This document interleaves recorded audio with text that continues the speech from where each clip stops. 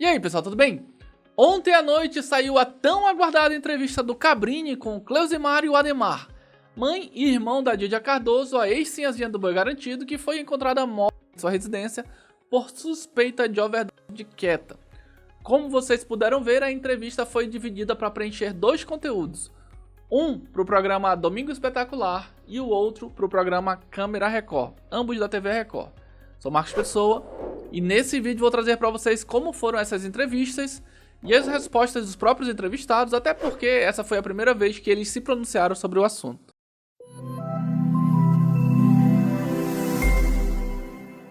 E antes de eu trazer para vocês essas novas informações, vou pedindo que você deixe o like neste vídeo, comente, compartilhe com seus amigos e se inscreva em nosso canal.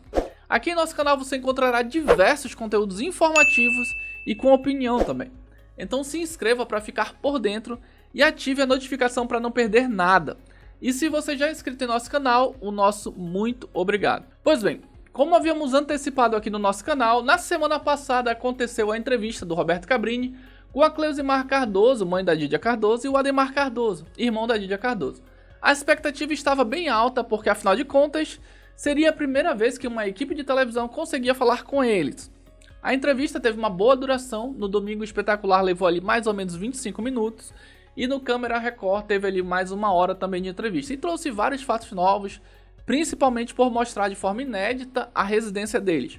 Foi a primeira vez que a casa está toda organizada, o que demonstra que continua tendo gente lá diariamente, deixando as coisas em ordem. Foi possível ver também o quarto da Dídia, local onde ela veio a óbito, e também o sofá que o Cabrini conversou com a Verônica, a qual ele considerava ali a top 3 da seita Pai, Mãe, Vida, com os advogados da família, o Dr. Mozart Bessa e a doutora Rosângela.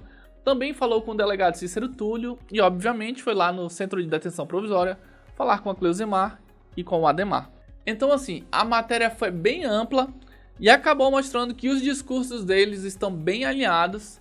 Eles negam que era uma seita, eles confirmam que haviam reuniões, eles negam o uso obrigatório da substância, eles confirmam que ofereciam para quem quisesse, eles negam participação na morte da Dídia e, em outras palavras, ela morreu porque era para ser assim, ou como disse a Cleusimar, nenhuma folha cai no chão sem que Deus não queira.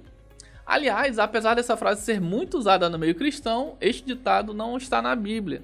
Existem algumas variações como não cai uma folha da árvore se Deus não deixar, ou ainda não cai uma folha da árvore se não for permissão de Deus, e até mesmo nenhuma folha cai se Deus não permitir. Essas aí são as principais variações do ditado. Mesmo não sendo um versículo bíblico, este ditado contém princípios bíblicos. Deus é soberano e tem o controle de tudo. Ele é onisciente, onipresente e onipotente. Nada acontece sem a permissão e o conhecimento de Deus. A gente entende o que é isso.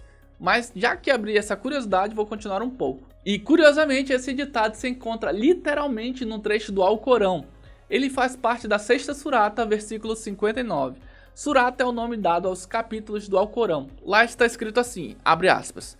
Ele possui a chave do incognoscível, coisa que ninguém além dele possui. Ele sabe o que há na terra e no mar, e não cai uma folha sem que ele, disso, tenha ciência. Não há um só grão no seio da terra, ou nada verde, ou seco, que não esteja registrado no livro lúcido. Interessante, né?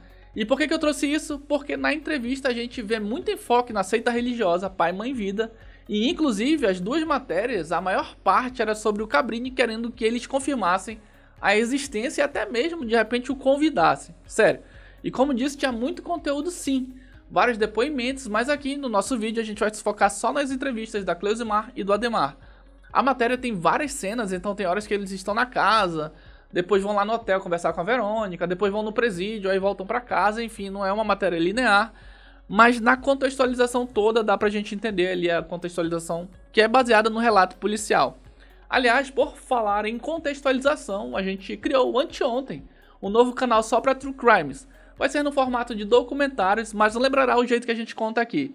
Só que esse canal é somente para esse tipo de conteúdo, e o nome dele é Contextos Criminais.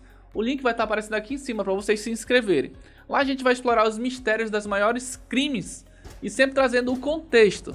Então se você gosta de investigações reais e histórias sombrias que marcaram o Brasil e o mundo, já se inscreve lá que essa semana a gente já vai lançar nosso primeiro vídeo e eu posso prometer pra vocês que vem coisa muito boa aí. Só posso dizer isso por enquanto, então se inscreva lá e aguarde, ative a notificação e confia na gente. E voltando para a reportagem, como eu disse, vou pôr para vocês só a questão da entrevista da Cleusimar e do Ademar. E a primeira cena da matéria foi a Cleusimar indo para a entrevista carregando o livro Cartas de Cristo, que eles até embaçaram ali. Confira a cena de abertura da matéria no Domingo Espetacular. Bom, viram aí, né, a Cleusimar carregando o livro Cartas de Cristo dela. Ou seja, ela está meditando nos textos dela até hoje. Daí já dá pra vocês terem ideia de como as coisas estão. Não sei vocês, mas eu achei que eles estão bem fisicamente. E aqui vale até ressaltar as inúmeras vezes que o Dr. Mozart falou que eles estavam bem, que eles não estavam com abstinência, que estavam interagindo socialmente lá dentro, enfim. Mas comentem o que vocês acharam da fisionomia deles. E a primeira pergunta do Cabrini foi pro Ademar, perguntando ali se ele poderia ter evitado a morte da irmã dele. E a resposta do Ademar foi a seguinte: Você poderia ter evitado a morte dela? Você reconhece? Eu era viciado também. Um cego não Você conduz o estava outro. lá? Um cego não conduz o outro. Eles caíram no precipício. Qual foi o papel da sua mãe na morte da sua irmã? A minha mãe bloqueou diversas vezes as contas da Didia. Aí, pra Cleusimar, ele quis saber quando foi que ela percebeu que a Didia estava pra morrer. E a resposta dela foi surpreendente. Primeiro que ela disse que ela não sabia que a Didia estava pra morrer. E depois tentou dizer ali sobre os problemas de deprê da Didia e culpando um outro remédio que é extremamente conhecido por ser indicado principalmente para adultos com transtorno do humor, além de ser indicado para a fase inicial do tratamento de depressão e até mesmo para tratamento como transtorno de ansiedade, como síndrome do pânico, ansiedade generalizada e ansiedade social. Ou seja, um remédio muito conhecido, que no caso é o clonazepam. Ou seja, até hoje, ela ainda não reconhece que a ketamina tenha sido a culpa da morte da Didia. Além disso, ela também falou que usava a mesma quantidade que eles, o que acabava contradizendo ali o depoimento da empregada. Enfim, e aí depois ele perguntou se ela sabia do que estava sendo acusada. E ela disse que sim. Aí ele pediu para ela listar e eu vou pôr aqui para vocês também. Sim, pelo que consta lá no artigo. Descreva para mim o que a senhora está sendo acusada. Me acusam de muitas coisas, de seita, de coisas horríveis. E aí pro Ademar, ele perguntou se o Ademar sonhava em liderar pessoas. E o Ademar me surpreendeu. Mostrou que ele é bem pior do que isso. Ele basicamente disse que queria ganhar dinheiro com a dor dos outros. E aí o Cabrini foi perguntar também sobre as tatuagens dele e ele saiu explicando tudinho. Dá uma olhada. De repente é um animal como qualquer outro. Muitos vão enxergar essas tatuagens suas de outra forma, você tem consciência disso. Eu acredito com quem tem vendas na mente. Bom, e aí o Cabrini perguntou sobre a questão da Cleusimar estar sendo acusada de liderar uma seita. E ela voltou a negar que se trate de uma seita. Me acusaram As reuniões. de cabeleireiros. A gente fazia experiências de cabelo. Aí lá pro Ademar ele foi perguntar de novo, né, como é que funcionava essa questão da seita pai e mãe vida. Aí o Ademar explicou que não era uma seita, mas que rolava ali umas reuniões entre eles. E aí eu vou pôr pra vocês também. A senhora se colocava como quem? Eu tive uma visão. Eu apliquei essa... É como se eu fosse minha mãe nesse momento. Aí passou a morte dela na minha cabeça, assim um filme da vida dela toda, igual filme.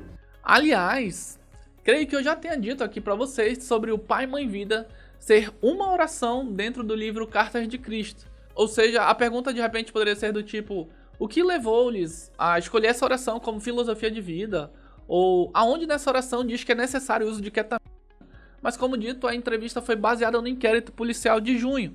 Então muitas coisas que aconteceram depois e muitas coisas descobertas não foram abordadas pelo Cabrini. Aí o Cabrini queria também saber do Ademar se ele não achava uma grande contradição eles falarem de Cristo e usarem substâncias alucinógenas para meditar.